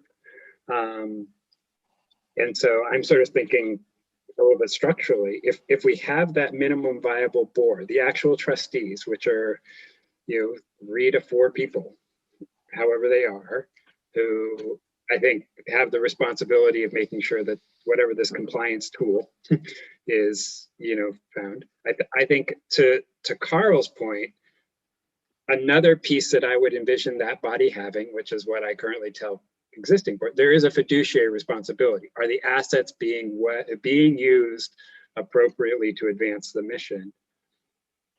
This is very structural, but what if we set it up that body of 4 had to consult with this body, whatever it is, this integrity body, to basically get some consensus from this group that yes, the body of work has efficacy, to Carl's point, and we feel like the resources are being well used. And by doing that, this body is not actually the legal responsible body, but it's, to sort of what Eli was saying, a group of advisors who we can really bring in and say, does this have efficacy? We don't have a vested interest because we're not the legally sort of accountable body. We want to just know, hey, does it not? And if in a conversation among us, which we would have to figure out exactly what that looks like, we say, yeah, this seems judicious, then that body, that minimal body basically sort of gets the check mark to say, we vetted this against others. And we believe, you know, so we're signing off on it as the legal entities that are there. So it gives some buffer to that body, but it also gives some buffer to this body, that we're no longer we're not signing off on a budget because we don't know enough to sign off on a budget. But what we are doing is, I think to Carl's point, we're really asking that question, is this judicious and does this really have efficacy? Are we in line with our values? Have we hired people who, seem like they're doing it? Have we, is it the right set of funders, to your point, Hildy, of, who's engaged? It's very, very high level questions that are catalytic thinking values questions, but not actually we never sign off on anything. So that was a lot, but. You just broke my brain. And the reason, and I'm not going to be able to articulate because you broke my brain. So the first question that occurred to me as you were talking is, are those 3 or 4 people the board? So that's the first question. If those 3 or 4 people are the board, and they have they can't do anything if they don't cross-check with this body, which is the integrity body, which actually matters more. What is that relationship? You broke my brain, but I'm like really playing with okay, 3 people, you sign off on the 3 documents we have to send to somebody, and does the board then have somebody they have to answer to? Do we set it up? I know we're talking structurally. Do we set something up where that is like this? Is it co-board? I mean, are we creating something that makes any legal sense? My brain just broke. Sorry. So I think in some countries in Europe, they have sort of like a main board, and you mean it's slightly irrelevant to the conversation, but those are the people that are paid. They're non-exec directors and exec directors, so it includes some staff, includes some people who are paid, and they spend you mean a lot of time going through those boring type things that Justin has talked about. They'll sort of like be setting the budget, blah blah blah, and I'm sure you've all heard those arguments before about one of the problems that board members have is that they have this information deficit in comparison to the paid staff, so therefore they're always sort of trying to catch up in terms of governance. But so you have a main board, and then separately, in a way that Eli has talked about, you have this sort of oversight board, all of whom are unpaid. So they're entirely voluntary roles, so they don't have a financial stake in the organization, which is also important, because you must have come across the argument that once you become a paid board member, you have a financial incentive for that organization to grow all the time. So separating those sort of 2 things out, and with the specific point being that one aspect of that role, it's to hold you to account to the mission, but it's not the purpose of that is not so that you can have detailed oversight of the day-to-day operation. I'll see if I can find a blog post that someone wrote recently about this sort of thing. And actually, to add to that, Carl, my advisory board does consist of some people who've invested in the company. So it's kind of a hybrid, which I guess is what we're kind of stepping into here in this kind of discussion. Is could it be that there's some people who are paid and are hardcore compliance focused, and some who are simply here to do those integrity checks and to do those values checks. And I quickly just, I'm learning about what a 990 is as we speak. So I love that about being here. And, I stumbled on GuideStar, right? And I get 1 free search. So I quickly put in Create in the Future. And I'm glad to see that, everything is on the up and up at a very basic level. But, there's a whole, list of, of just different, aspects of the organization that haven't been entered here, right? Board leadership and governance, right? CEO oversight, ethics and transparency. those are optional things that could be entered into GuideStar, which I think could be really great to kind of help, once again, for those who are looking at the organization through a finer lens. They could see all of those things, really low-hanging fruit, to be able to kind of like, put financials in here, which I guess that is a paid feature. So I think this could be a great kind of rubric to make sure that all the things that matter are being broadcasted to whoever's looking at the organization. I keep coming back to the fact, and I think it's why my brain sort of went, the things that are most important to the compliance people are, and I think we all universally have agreed on this and have talked this to death over the past however many years, are not the most important thing to accomplishing a mission. So the things that are most important to the IRS, the things that are most important to whomever that we need to comply with are not going to, we could be completely compliant and file our IRS forms and do everything that we need to do and accomplish absolutely nothing. And we all know many organizations that do that. And so there's a part of me that's really seeing us taking seriously what we have taken seriously so far, which is that the board is about our integrity, is about accomplishing the mission, and that we have this group of people who may or may not be board members who, as Carl and Justin, you both said, report to the board, whether it's quarterly, whether it's once a year, however often, I don't care. But that report to the board so that the board can tick that box. So that the board can say, we as a board have done, we know this has filed, we know this has filed, we know this has filed, we know this is done. That it be sort of, in the standard board language, committee work, and not the work of the board. And that it be something that could even be handled in a consent agenda on a board meeting that is just, did it happen? Or we can do it out loud and celebrate that it happened. But I guess where I'm feeling is I want us to be giving it the appropriate weight and not the weight that others say it should have because they have a stake in making sure that it has that weight, if that makes sense.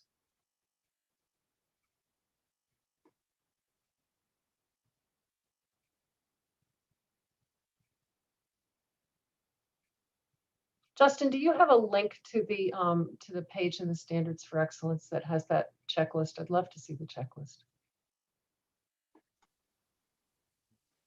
And see if I can find it. If you can find it, that would be awesome. Yeah.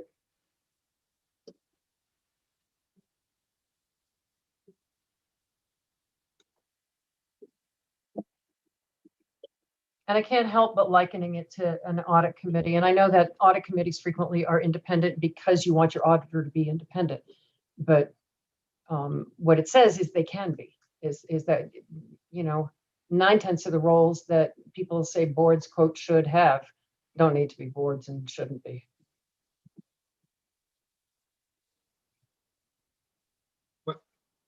And if I could just say one thing, because I think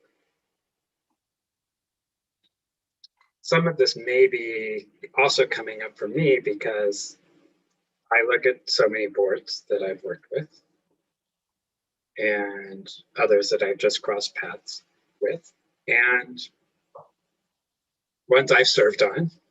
So I'll own this too. We have no idea what we're doing when it comes to regard with the real efficacy of the work that's being done.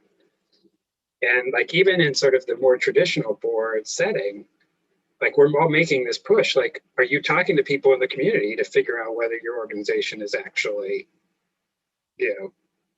good at it? So like we're already sort of admitting that boards aren't good at this anyways. And so actually what I feel like we're doing is we're saying, okay, like we're actually trying to create the body that is sort of that community advisory entity here with this integrity body. And, we're sort of starting from there, is to say, here is a group of people who genuinely care about systems change and things that advance system change and are trying to figure things out in that space and explore it. And these are the ones who we want.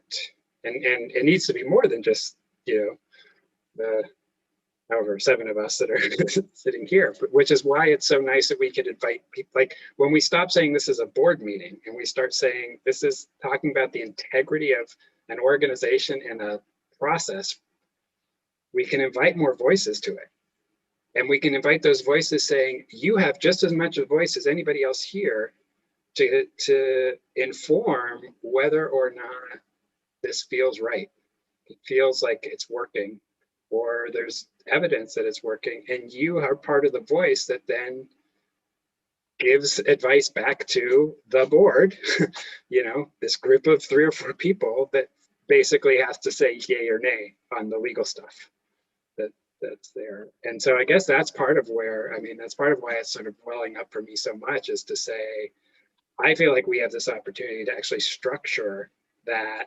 Are you talking to the community that's affected by what you do before you to codify or to authenticate the actual check marks that you're making on the budget, on the policy, on the again, which is, I mean, it's like, I don't know, you know, this is the only time that I could say I've ever sat in a board where I feel like I actually know, like, what's going on. Like everywhere else, I'm like, well, I'm not part of the community that this organization is serving, so I don't really know that. And I'm not part of the operations, so I don't really know what it takes to do that. So I'm just sitting here like, thanks for inviting me. Another 2 hours that I can give you my opinion, but that's about it. Sorry. You know, I'm reflecting back on the fact that when we first started blowing this thing up, the questions, and we started to look at the integrity piece. So we, you know, several years into the blowing it up and started to really focus on the integrity piece. The question we were addressing was about meeting the expectations and commitments we had made to whomever we had made commitments. And we talked about community, and we talked about that was the primary role of the board, was to ensure that we were meeting those expectations and commitments in a way that aligned with our values. And I can't think of any more important question. We started to ask the question at that time, how will we know? And that's what triggered the memory for me, Justin, is that you, is that whole thing of having the conversations. And you know, gets back to our being ambassadors in a different way. How will we know if we are meeting the expectations and commitments that we have made to folks? And I think such a small piece of that is, did you file your 990? And you tick the box and we say, yes, we did. Did the board review the 990? Yes, they did. They thought it was awesome. You know, I think there's the huge questions when it comes to integrity around compensation policy, around hiring. Those to me are the most important questions, and that the compliance piece is just so small. It's just so small, and just because others think that that's the most important, is that the stamp that we want to put on them, or do we want to put them in a place that we think is systemically more viable, which is, that's a support to the organization. That is a support that just keeps us legal. And it's as if we, you know, each of us has families. In your family, do you live and breathe based on the fact that you filed your taxes? Is that like the only thing in all 12 months of the year that you talk about at the dinner table, that you talk about it? We filed our taxes. Are we going to file our taxes? Where are we going to put that in our taxes? I would really love to see us relegate that to the position that we think it deserves while remaining compliant. And to me, that's a committee thing. To me, that's, I'm rethinking my brain blowing up, is that, to me, that's a a support for the board in its integrity role. We need to know with integrity that these things were done, that they were done well. It's a support to the board in its integrity role and not the thing that guides us.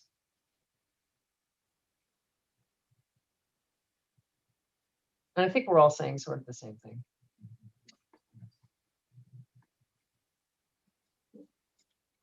I'm curious, Carl and Vu, because you two have most recently been on the executive side.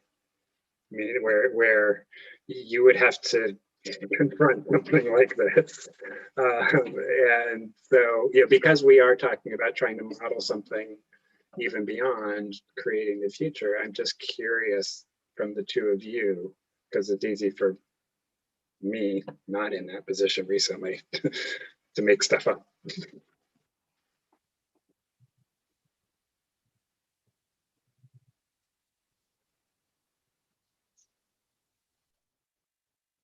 Well, I'm still on a board and another board, as well as sort of having been on the sort of the other side, so to speak. I mean, for me,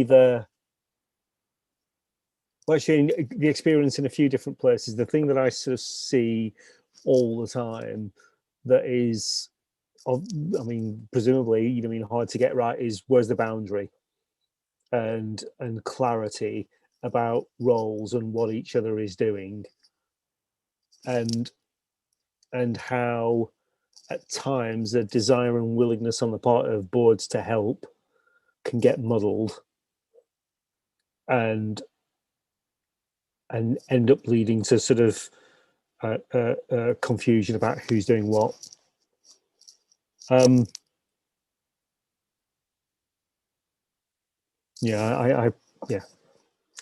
think that's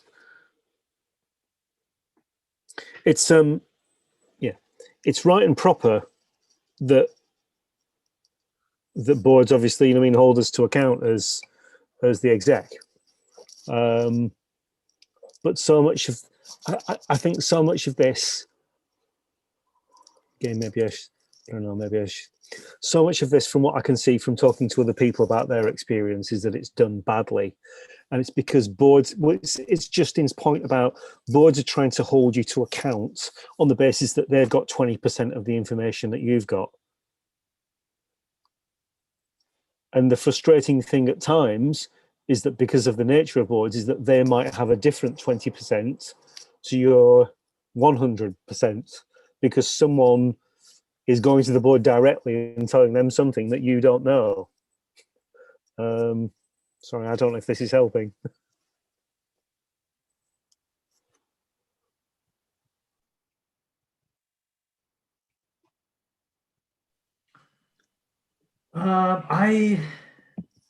Well, first of all, I think 20% is extremely generous, Carl. So I'm not so sure. I think that we might be focused too much on the 990, as Hildy said. People lie on those things. They're not the most reliable. I mean, they're just formulaic and formality.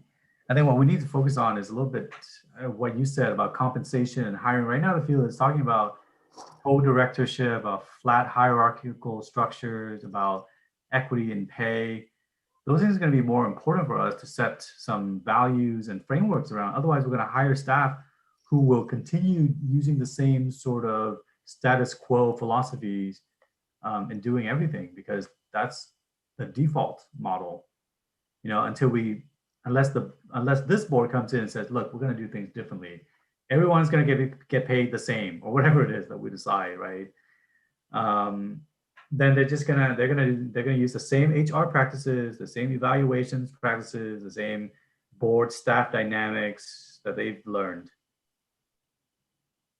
So I think that's probably more important for us, figure out what do we need to think are essential as we bring on a new team. And to that point, one of the things that you're making me think about, Vu, just as I was seeing, if the highest potential of this board, and again, going back into catalytic thinking, if the highest potential of this board is to meet the expectations of our community about accomplishing our mission and doing it with integrity. All of the, and I was seeing that one of what basically is a condition for success of that is that this board know, are we legally compliant? One tiny piece of it. All of those other questions are also conditions for success.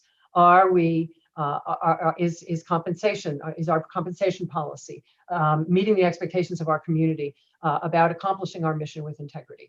Is our hiring policy meeting the expectation of community? That each of those are pieces that feed into that, and that we may want a committee or a person or a report or a did you tick the box on each of those, whether it's annually, whether it's 6 months, whichever we want, we say we want, but on each of those to say, are those meeting our expectations with integrity?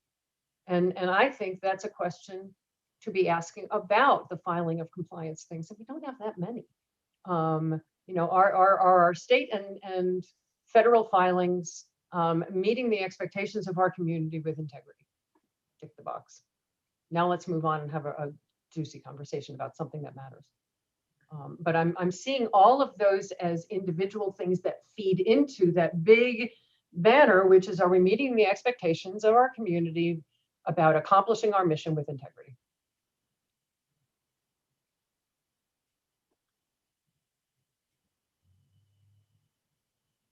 And that each of those sub answers that have to do with all the stuff we do is a sub answer that feeds into that.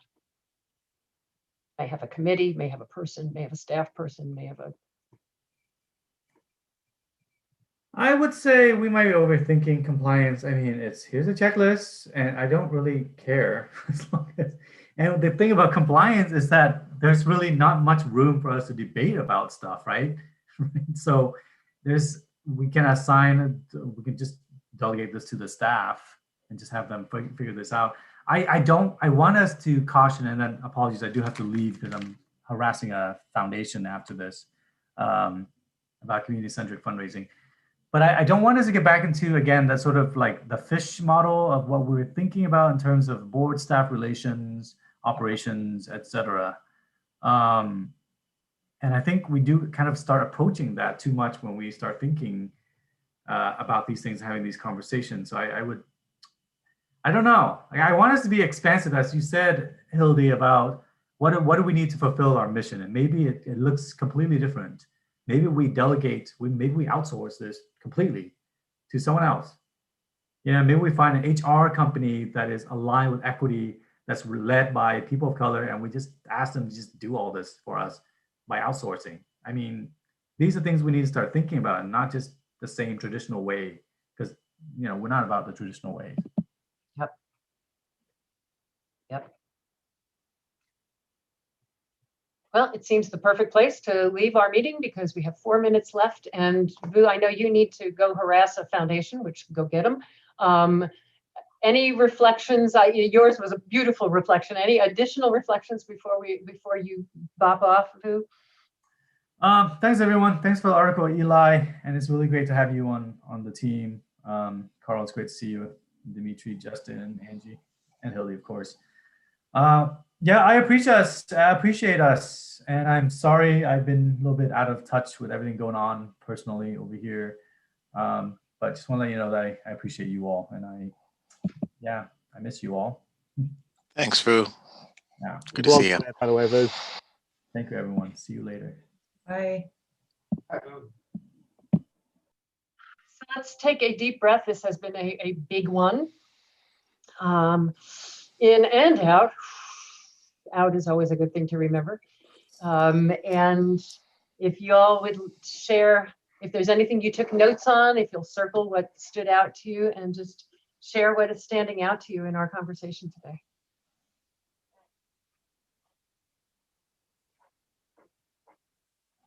I'll jump in. Oh, sorry. Go ahead, Eli. I'll go after you. Just real quick. So I drew a little image where one side says draw a fish, one side draw a fish with an example. One's eclectic and one's more similar. So that's kind of my takeaway, is to invite openness. Love it. I love it. Angie. My observations are that it's really hard to move outside of of what we already know. And I feel like today we made some good progress on some areas. That is great. I still am wondering about who we're going to invite to our next meeting. And also, I think we got sometimes into discussion that we didn't follow catalytic thinking to the degree that we have with some other discussions. And there's definitely a different feel and experience around that. Those are my observations for today. And I appreciate all of you and the discussion.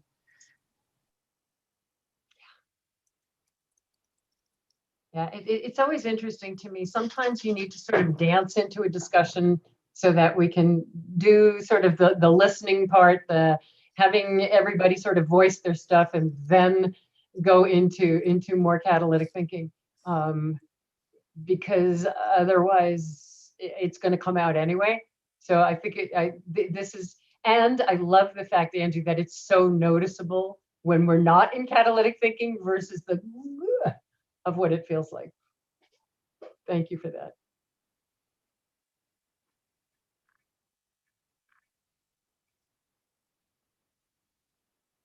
I will share my reflection while you all are thinking. I have two. One, I'm feeling really wonderful that we completed the recruitment piece and that we can start inviting folks just to conversations, even if they're just one-on-one conversations with each of us on creating the future that eventually grow into, would you like to come hang out for the board conversation?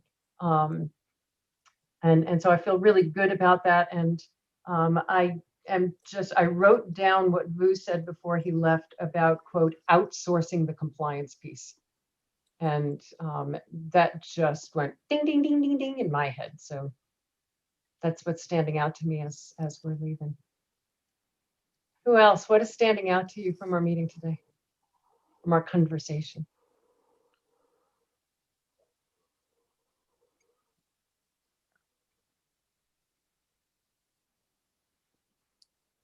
Well, the first thing that's standing out for me is that I'm worried that my notes are not very good. So I think probably more than ever this time, you're going to have to supplement them because it's very difficult to engage in a conversation right at the same time. I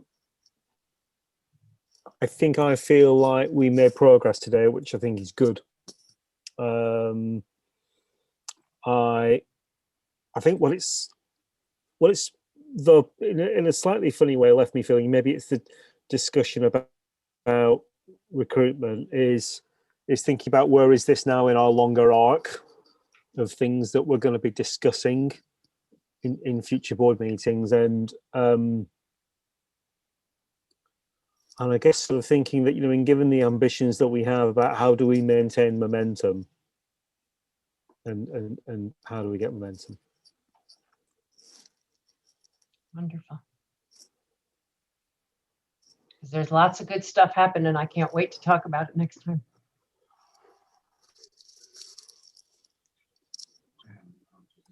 Yes, my reflection as I looked at my notes and was thinking about this is you don't have to be anything other than yourself to be part of this process, organization, entity, committee, board, pick the word. That integrity is about your values, so your position is irrelevant coming into this.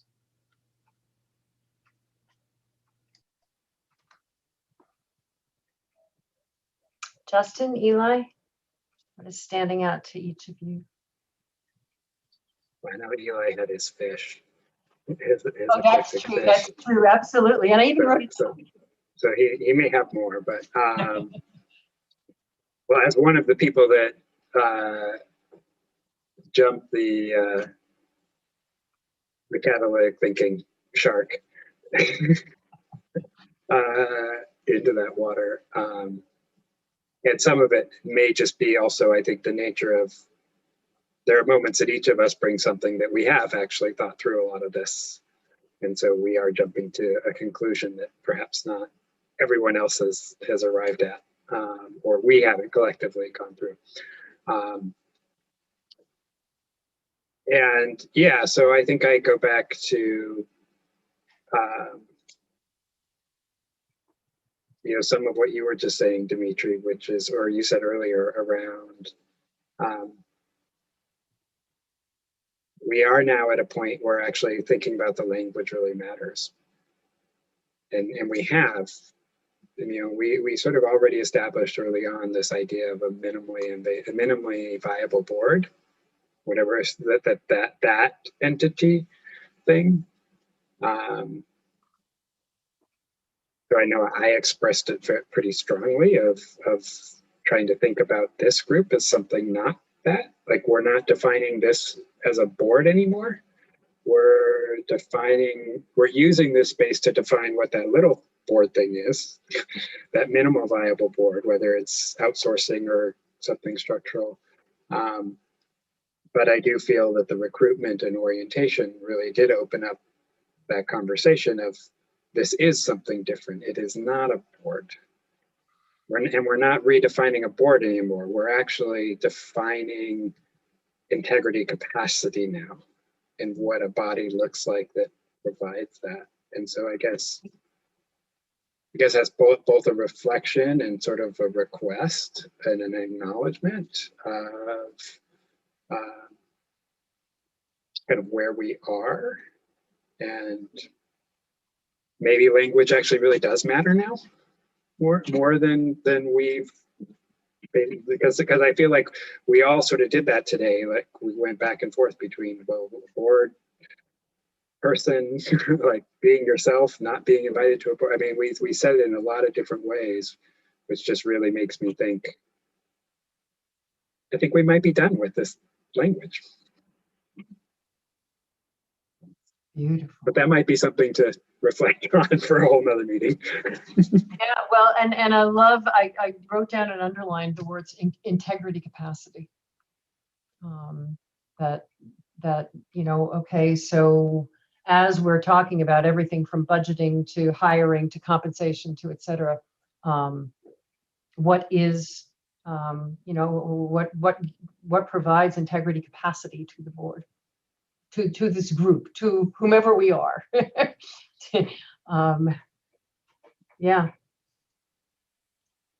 A lot of brain bending stuff. Yeah, Carl. Yeah, I really like that phrase as well, integrity capacity, because also, you mean, it's just got me thinking that also, like, the not just language but role of boards traditionally, it's not integrity, it's oversight. And when you think about the role of capacity for integrity, it's just so different. So God, there's lots of little stickies going on my bulletin board today.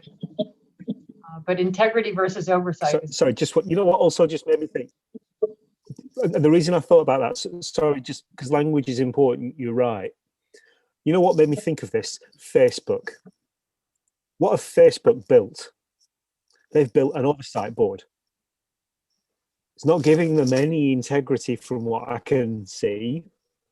It's not giving them any oversight, actually, from what I can see. And for me, that's an example of how how it shouldn't work.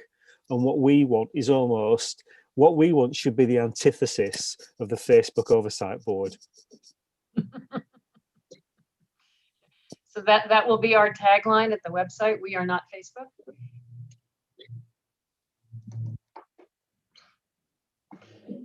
Wonderful to More be with integrity than Facebook.